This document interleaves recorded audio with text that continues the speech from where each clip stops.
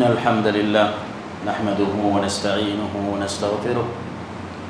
ونعوذ بالله من شرور أنفسنا وسيئات أعمالنا من يهده الله فلا مضل له ومن يضلل فلا هادي له وأشهد أن لا إله إلا الله وحده لا شريك له وأشهد أن محمدًا عبده ورسوله صلى الله عليه وعلى آله وصحبه وذريته ومن والاه أما بعد فإن خير الحديث كتاب الله وخير الهدي هدي محمد صلى الله عليه وسلم وشر الأمور محدثاتها وكل محدثة بدعة وكل بدعة ضلالة وكل ضلالة في النار يا أيها الذين آمنوا اتقوا الله حق تقاته ولا تموتن إلا وأنتم مسلمون يا أيها الناس اتقوا ربكم الذي خلقكم من نفس واحدة وخلق منها زوجها وبث منهما رجالا كثيرا ونساء واتقوا الله الذي تساءلون به والأرحام إن الله كان عليكم رقيبا يا أيها الذين آمنوا اتقوا الله وقولوا قولا سديدا يصلح لكم أعمالكم ويغفر لكم ذنوبكم ومن يطع الله ورسوله فقد فاز فوزا عظيما تمام قسم کی حمد و ثنا اس رب ذوالجلال صاحب عظمت و کمال کے لیے ہے جس نے ہم سب کو اس دنیا میں اپنے عبادت کے لیے پیدا فرمایا، اچھے اعمال کرنے والوں کے لیے جس نے جنت بنائی اور اس دنیا میں برائی کرنے والوں کے لیے جہنم بنائی گئی۔ وہ رب العالمین جس کا ہر فیصلہ سراسر انصاف، عدل اور مساوات پر قائم ہے، وہ رب ذوالجلال جو مسلمانوں پر انتہائی زیادہ رحیم و محسن ہے۔ تمام قسم کی حمد و ثنا جمعہ کی ان مبارک گھڑیوں میں اسی وحدہ لا شریک کے لیے ہے جس کی ہم سب عبادت کرتے ہیں اور جس کے ساتھ کسی کو شریک نہیں کرتے۔ درود و سلام نازل ہو سید الاولین والآخرین، رحمت للعالمین و خاتم النبیین احمد مجتبیٰ و جناب محمد مصطفیٰ صلی اللہ علیہ وسلم کی ذات مبارکہ پر، جنہوں نے دین کے چھوٹے چھوٹے مسئلے ہمارے سامنے انتہائی وضاحت کے ساتھ بیان فرمائے، اس دنیا میں جینے کا طریقہ ہمیں بتایا اور عدل اور انصاف پر اسلامی معاشرے کی بنیاد رکھی۔ اللہ کی بے شمار رحمتیں آپ پر نازل ہو۔ اللہم صلی وسلم وانعم وبارک علی حبیبک ونبیک محمد کلما ذکرہ الذاکرون وعدد کلما غفل عن ذکرہ الغافلون وصلی وسلم تسلیما کثیرا وبعد۔ میرے عزیز بھائیوں، بزرگوں اور دوستوں، ماں اور بہنوں، آج ہمارے سماج اور معاشرے کی ایک ایسی بیماری اور ایک ایسے گناہ کا تذکرہ کیا جائے گا جسے عموماً لوگ گناہ نہیں سمجھتے، اور بہت سارے ایسے ہمارے مسلمان بھائی ہیں جنہیں اس کے بارے میں علم بھی نہیں ہے کہ وہ گناہ کا کام ہے۔ ہمارے نوجوان اور چھوٹے چھوٹے بچے بسا اوقات اس کا شکار ہوتے ہیں، چونکہ انہیں اس بات کا علم نہیں ہے اور اس شرعی مخالفت میں پڑ جاتے ہیں۔ وہ شرعی مخالفت بالوں سے متعلق ہے۔ آج ہم جانتے ہیں کہ ہمارے سماج اور معاشرے میں ہر انسان اپنے آپ کو آزاد سمجھنے لگا ہے،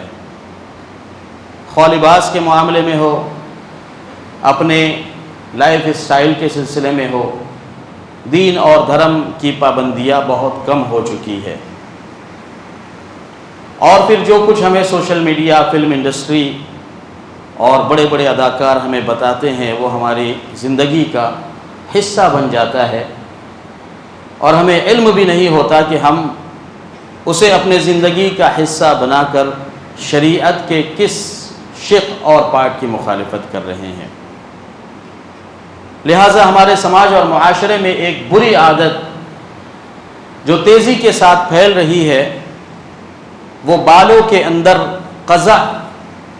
کی کیفیت ہے۔ قزع کسے کہتے ہیں؟ حدیث شریف میں آتا ہے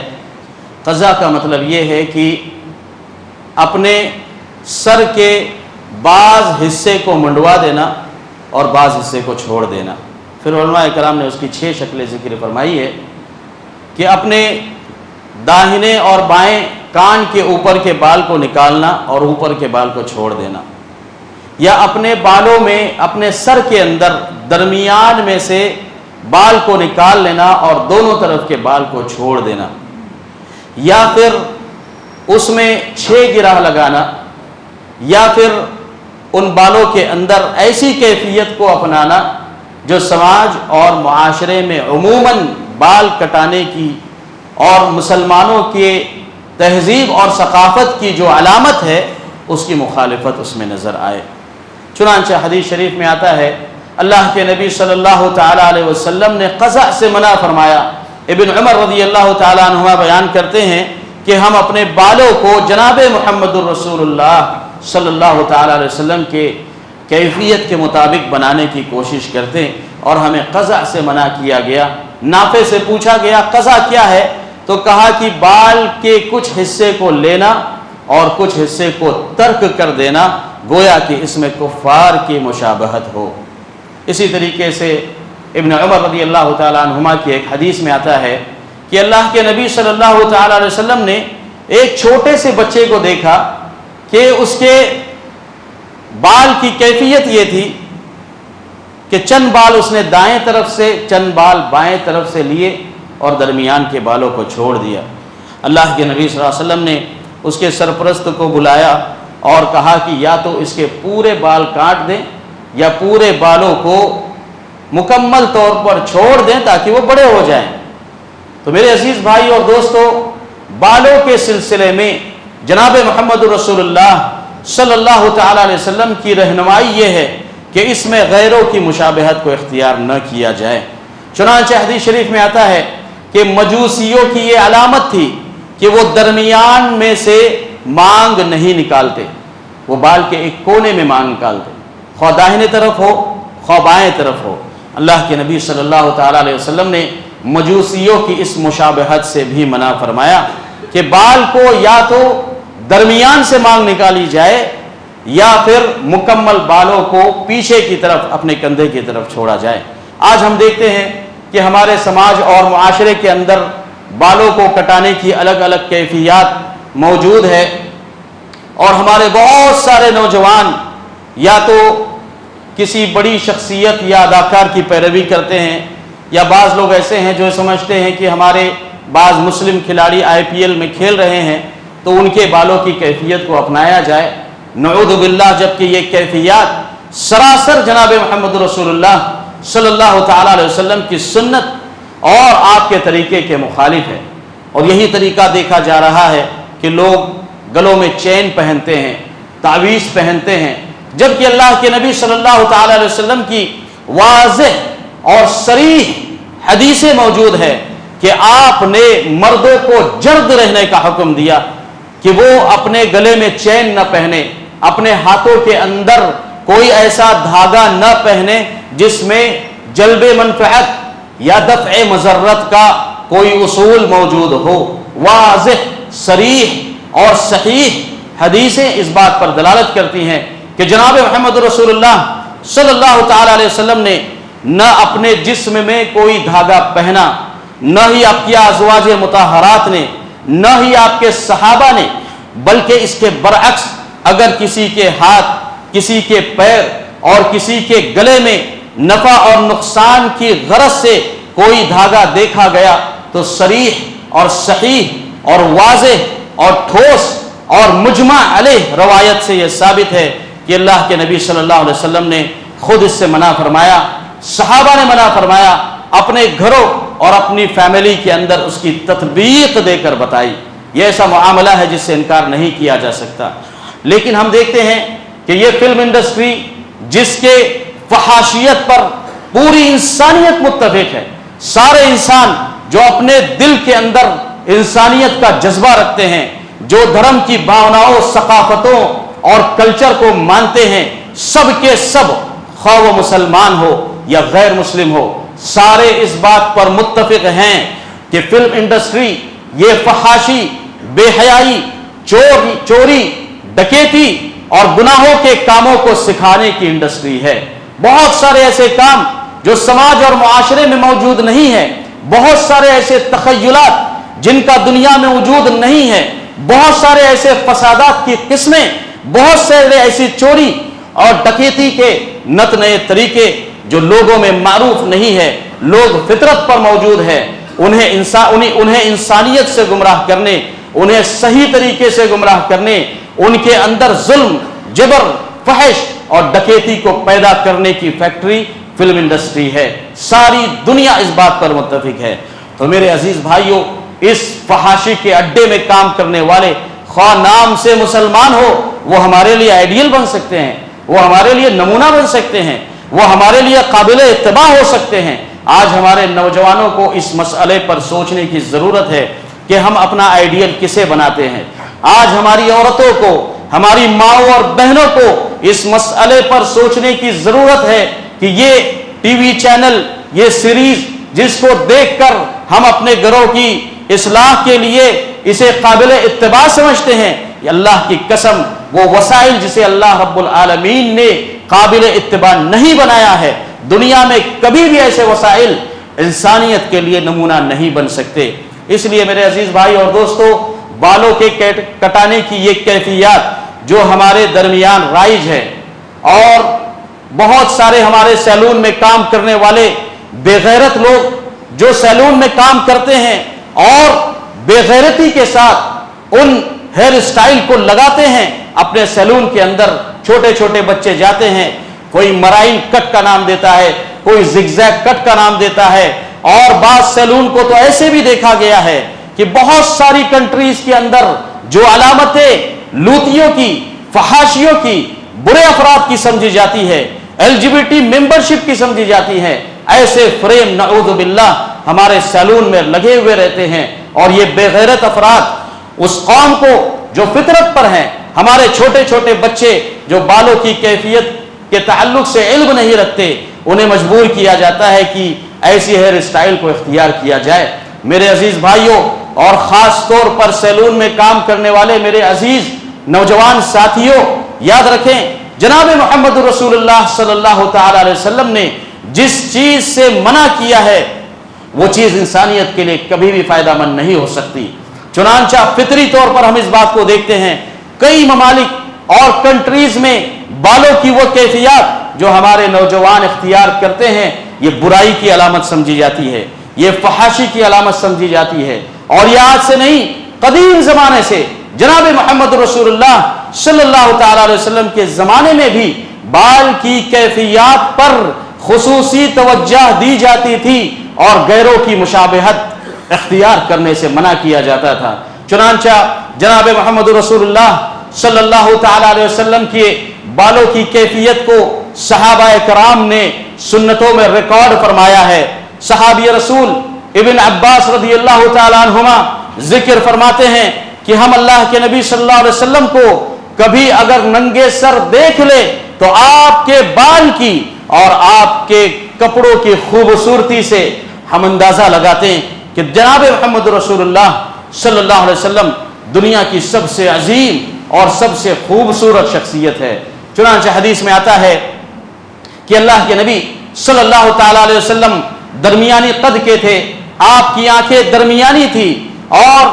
آپ کے کندھے کافی چوڑے تھے. چنانچہ جب آپ بڑے بال رکھتے تو اپنے بالوں کو اپنے کندھوں پر اتار دیتے. اور صحیح بخاری کی حدیث میں آتا ہے کہ اللہ کے نبی صلی اللہ علیہ وسلم قریش کے طریقے پر بال بنایا کرتے تھے. چنانچہ قریش کے طریقے میں آتا ہے کہ وہ درمیان سے مانگ کو نکالا کرتے. اللہ کے نبی صلی اللہ علیہ وسلم درمیان سے مانگ کو نکالتے اور اپنے بالوں کو پیچھے کی طرف ڈھکیل دیتے. لیکن جب اسلام کی دعوت آئی، اللہ کے نبی صلی اللہ علیہ وسلم نے توحید کو پیش کیا، قریشیوں نے ماننے سے انکار کیا، جناب محمد رسول اللہ صلی اللہ علیہ وسلم کو طائف کی طرف ہجرت پر اور اس کے بعد مدینہ کی طرف ہجرت پر مجبور کیا گیا۔ اللہ کے نبی صلی اللہ تعالی علیہ وسلم نے اہل کتاب کے طریقے پر بال بنانا شروع کیا۔ چنانچہ حدیث میں آتا ہے کان النبی صلی اللہ علیہ وسلم یحب موافقت اہل الکتاب فیما لم یؤمر به، اللہ کے نبی صلی اللہ علیہ وسلم اہل کتاب کی موافقت کو زیادہ بہتر سمجھتے، مشرکین کے مقابلے میں، بت پرستوں کے مقابلے میں، مورتیوں کی عبادت کرنے والوں کے مقابلے میں اہل کتاب کے طریقوں کو آپ زیادہ پسند کرتے، ان چیزوں میں جس میں اللہ کی طرف سے کوئی رہنمائی نہ ہو، یعنی کوئی ایسا مسئلہ جس کے بارے میں اللہ رب العالمین نے جناب محمد رسول اللہ صلی اللہ علیہ وسلم کو رہنمائی نہیں فرمائی ہے، تو آپ مشرکین کے طریقے کو نہیں اپناتے بلکہ اس کی مخالفت کرتے، اور ان کی مخالفت میں یہ دیکھتے کہ اہل کتاب کا کیا طریقہ ہے۔ چنانچہ آپ نے اہل کتاب کے طریقے پر اپنے بال بنانے کی ابتدائی کیفیت کو ترک کر دیا، اور جس طریقے سے اہل کتاب اور جس طریقے سے سیدنا عیسیٰ علیہ السلام کے تعلق سے ان کے بال کی کیفیت پر اہل عیسیٰ عمل کیا کرتے تھے، اللہ کے نبی صلی اللہ علیہ وسلم نے اس طریقے پر بال بنانا شروع کر دیا اور درمیان سے مانگ نکالنا چھوڑ دیا۔ لیکن جب آپ مدینہ منورہ آئے اور آپ نے دیکھا کہ اہل کتاب بھی اس شرک میں مبتلا ہے جس میں اہل قریش مبتلا تھے، اہل کتاب بھی اس دھوکہ دہی اور عہد شکنی میں مبتلا ہے کہ ان کی اتباع نہیں کی جا سکتی، تو آپ نے بال بنانے کے طریقے میں اہل کتاب کی بھی مخالفت کی، اور دوبارہ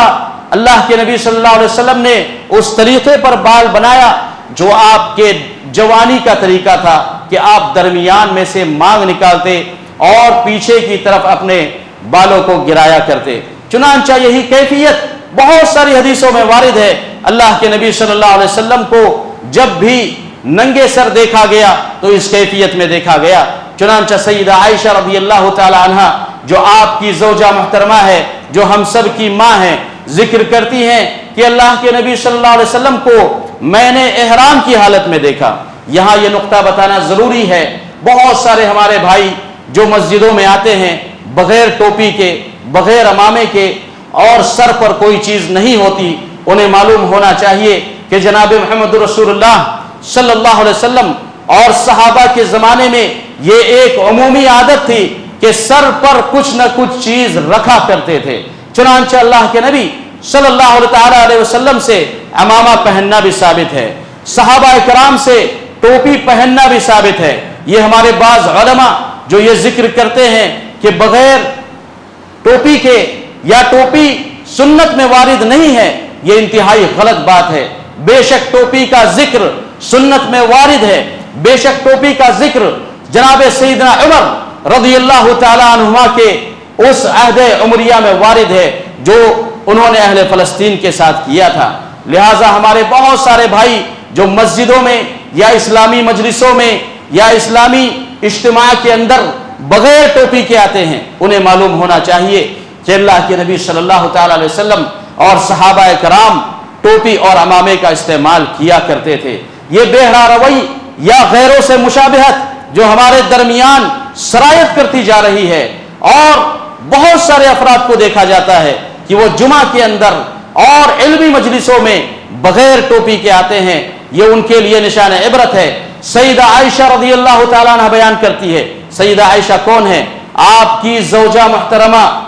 آپ کے ساتھ آپ کے خلوت کی وہ محترم عورت جس نے اللہ کے نبی صلی اللہ تعالیٰ علیہ وسلم کے تعلق سے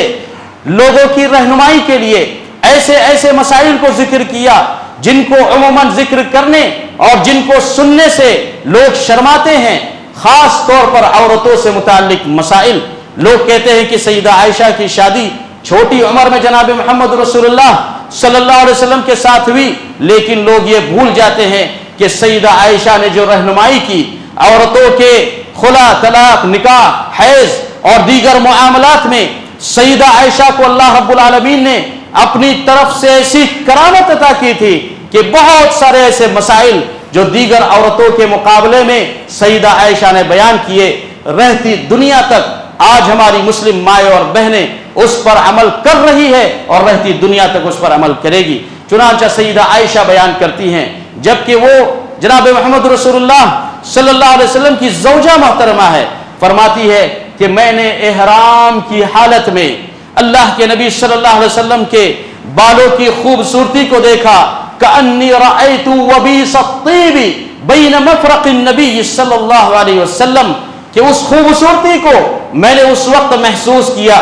جب آپ احرام کی حالت میں تھے۔ اور ہم سب جانتے ہیں کہ احرام کی حالت میں ٹوپی نہیں پہنی جاتی، سر پر کوئی چیز نہیں رکھی جاتی۔ ایسے وقت میں آپ کے بالوں کے درمیان کی مانگ کو دیکھا، اور ایک حدیث میں بیان کیا کہ اللہ کے نبی صلی اللہ علیہ وسلم جب اپنا عمامہ اتارتے تو میں آپ کے بالوں کو سوارا کرتی اور درمیان سے آپ کی مانگ کو نکالا کرتی اور دونوں کانوں کی لو تک آپ کے بال کو لے جاتی۔ یہ اللہ کے نبی صلی اللہ علیہ وسلم کے بالوں کی کیفیت ہے۔ اسی طریقے سے بہت ساری حدیثوں سے یہ بھی ثابت ہے کہ صحابہ کرام بغیر عمامے اور بغیر ٹوپی کے ساتھ رہنے کو سماج اور معاشرے میں قدح کی نگاہ سے دیکھا کرتے تھے۔ چنانچہ حدیث میں آتا ہے کہ سیدنا عمر ابن خطاب رضی اللہ تعالی عنہ خوبصورت اور انتہائی ہٹے کھٹے تھے، اور جب وہ عمرہ کے سفر پر گئے خانہ کعبہ کے سامنے کھڑے ہوئے اور حجر اسود کو مخاطب ہو کر کہا، یا حجر انی اعلم انک حجر، اے پتھر میں جانتا ہوں کہ تیری حیثیت صرف ایک پتھر کی ہے، لا تضر ولا تنفع، نہ تو نقصان پہنچا سکتا ہے اور نہ فائدہ پہنچا سکتا ہے۔ ولولا انی رأیت رسول اللہ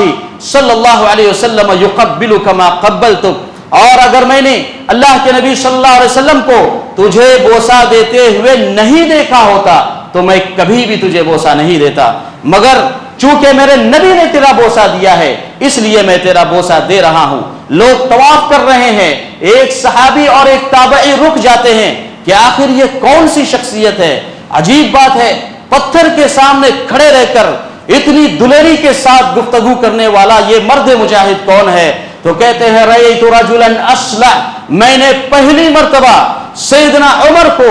بغیر ٹوپی، بغیر عمامے اور سر پر کسی چیز کے بغیر دیکھا، اور میں پہچان نہیں سکا کہ یہ عمر ہے جن کے سر پر بال کا نام و نشان نہیں ہے، مکمل طور پر اپنے بالوں سے فارغ ہے، اس وقت میں پہچان نہیں سکا۔ اس کا مطلب واضح طور پر ہم جانتے ہیں کہ صحابہ کرام اور اللہ کے نبی صلی اللہ علیہ وسلم کی سنت میں بات وارد ہے کہ سر کے اوپر کوئی نہ کوئی چیز خاص طور پر نماز اور مسجدوں میں اور ہماری دینی مجلسوں کے اندر رکھنے کی کوشش کی جائے۔ یہی وہ عہدہ ہے جو سیدنا عمر نے اہل فلسطین کے ساتھ لیا تھا جب آپ نے فلسطین کو فتح کیا۔ جس فلسطین کو فتح کرنا کوئی آسان بات نہیں تھی، اس وقت کے حساب سے بھی سارے لوگوں کا مطمع نظر تھا۔ سیدنا عمر نے جب فلسطین کو فتح کیا اور بڑے بڑے فلسطین کے بادشاہ، ان کے پاپ، پادری، سینٹ، ارشمنٹ سامنے بیٹھے ہوئے ہیں، سیدنا عمر رضی اللہ تعالیٰ عنہ نے انہیں مخاطب ہو کر کہا۔ علامہ ابن تیمیہ رحمۃ اللہ علیہ نے، ابن قیم نے، ابن حزم نے اور بڑے بڑے محدثین نے اس روایت کو اتفاقاً نقل فرمایا ہے کہ سیدنا عمر نے ان سے اس بات کا عہد لیا کہ آج سے فلسطین پر ہماری حکومت ہوگی، آج سے فلسطین کا قانون ہم بنائیں گے، آج سے فلسطین میں جتنے بھی اہل جزیہ رہے گے وہ عمر کے اسٹیٹ کے تابع ہوگے، یہاں سے جو آرڈیننس جاری ہوگا اسی کو ماننا ہوگا۔ چنانچہ جو لا اور جو بائی لاز لکھائے گئے اس میں اس چیز کو شامل کیا گیا وَأَلَّا نَتَشَبَّهَ بِهِمْ، کہ ہم مسلمانوں کے کسی بھی چیز میں مسلمانوں کی مشابہت نہیں کریں گے، نہ مسلمانوں کے ٹوپی پہننے کے سلسلے میں، نہ عمامے کے سلسلے میں، اور ولا مفرق شعر، اور نہ ہی مسلمانوں کے بال بنانے کے طریقے پر کسی یہودی یا کسی نصرانی کو یہ جائز ہوگا کہ اس طریقے پر بال بنائے جس طریقے پر مسلمان بال بناتے ہیں۔ چنانچہ حدیثوں میں آتا ہے کہ مسلمانوں کے بال بنانے کی کیفیت یہ تھی کہ وہ درمیان سے مانگ کو نکالا کرتے، اور اہل عیسیٰ اور نصارہ اور یہودیوں کی کیفیت یہ تھی کہ وہ اپنے سارے بالوں کو ایک طرف گھما دیتے اور کان کے اوپر، دونوں کانوں میں سے کسی کان کے اوپر سے بالوں کو نیچے کی طرف گھمایا کرتے۔ آج عموماً یہ کیفیت ہمارے درمیان رائج ہے، جو یہود اور نصارہ کی کیفیت ہے۔ باوجود یہ کہ یہ اس کیفیت کو کوئی غلط نہیں سمجھتا، لیکن اس سے زیادہ اشد اور اس سے زیادہ خطرناک جناب محمد رسول اللہ صلی اللہ علیہ وسلم نے حدیث میں بیان فرمایا کہ وہ کیفیت اس سے زیادہ خطرناک ہے کہ کوئی انسان اپنے بالوں کا کچھ حصہ لے لے اور کچھ حصے کو چھوڑ دے، یا اپنے بالوں کو غیروں کی مشابہت میں بنائے یا فاسقوں اور فاجروں کے طریقے پر بنائے۔ یہ حکم مردوں کے لیے بھی ہے اور یہ حکم عورتوں کے لیے بھی ہے۔ چنانچہ فتویٰ دائمہ سعودی عرب کے علماء کی کمیٹی بیان کرتی ہیں کہ بالوں کے بنانے کے سلسلے میں جس طریقے سے مسلمانوں کو یہ رہنمائی کی گئی ہے کہ درمیانی مانگ گرائیں، یہی حکم عورتوں کے لیے بھی ہے۔ عورتوں کے لیے درست نہیں ہے کہ وہ درمیانی مانگ کو چھوڑ کر کسی اور طریقے پر بال بنائیں۔ ہاں، عورتوں کو اس بات کی اجازت دی گئی ہے کہ اگر ان کے بال بہت زیادہ لمبے ہیں جو عورت کی نسوانیت پر قدح پیدا کرتے ہیں یا کمر سے نیچے اتر چکے ہیں، تو اس قدر بال لینے کی اور کاٹنے کی عورتوں کو اجازت ہے کہ ان کی نسوانیت نظر آئے اور وہ اپنے شوہر اور اپنے گھر والوں کے سامنے خوبصورتی کو اپنا سکے۔ لیکن اس میں یہ حکم دیا گیا کہ خبردار مردوں کی مشابہت کو نہ اختیار کیا جائے اور نہ ہی مردوں کی مشابہت کے ساتھ غیروں کی مشابہت کو، کہ وہ اپنے بالوں کو مکمل طور پر ایک طرف کھینچتے ہیں اور درمیان سے مانگ نہیں نکالتے، اس طریقے سے عورتوں کو بھی منع کیا گیا ہے۔ لہٰذا میرے عزیز بھائی اور دوستو، یہ وہ چند تعلیمات تھی جو بالوں سے متعلق ہے۔ ہمارے وہ افراد جو سیلون میں کام کرتے ہیں اور جنہوں نے ایسی فریم لگائی ہوئی ہیں جس میں LGBT یا فحاشیت کی علامتیں موجود ہیں، وہ اللہ سے ڈریں، ایسی فریم کو اپنے سیلون سے اتار دے اور لوگوں کے بالوں کو خاص طور پر اہل اسلام کے بالوں کو سنت کے مطابق کاٹنے کی کوشش کرے، سنت کی رہنمائی کو حاصل کرے۔ اللہ رب العالمین مجھے اور آپ کو نیک توفیق عطا فرمائے۔ الہ العالمین ہم سب کو شریعت پر قائم رکھے اور جناب محمد رسول اللہ صلی اللہ تعالی علیہ وسلم نے ہماری جو رہنمائی فرمائی ہے، اللہ رب العالمین ہمیں اس میں برکت عطا فرمائے۔ آمین۔ اقول قولی ھذا واستغفر اللہ لی ولکم ولسائر المسلمین فاستغفروہ انہ هو الغفور الرحیم۔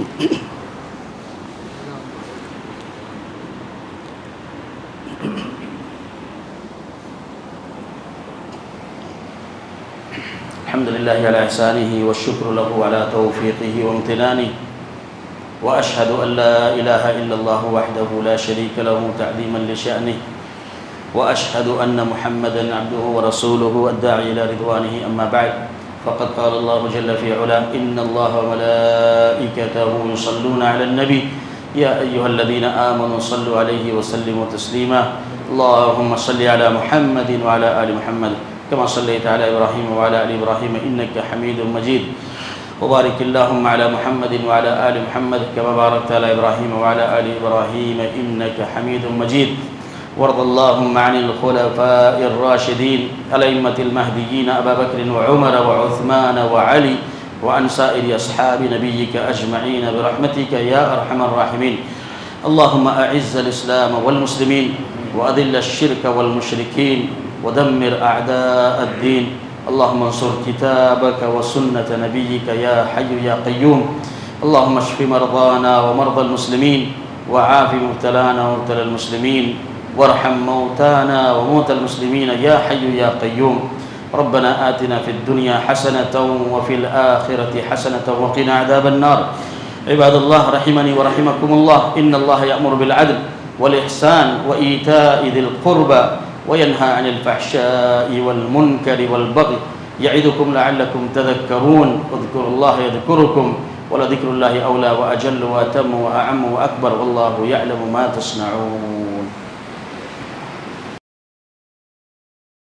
آپ جو ہمارے سامنے بہت سارے اسٹال دیکھ رہے ہیں، یہ حقیقت میں دینی مراکز کے ہیں جس میں قال اللہ اور قال رسول کی صدائیں بلند ہوتی ہیں، اور انہی مکاتب سے، انہی مدارس سے، انہی شعبہ جات سے توحید و سنت کا پیغام لوگوں میں عام کیا جا رہا ہے۔ آپ ان کا بھرپور تعاون کریں، اور اسی طرح سے بہت سارے ہمارے احباب جو آن لائن دیکھ رہے ہیں،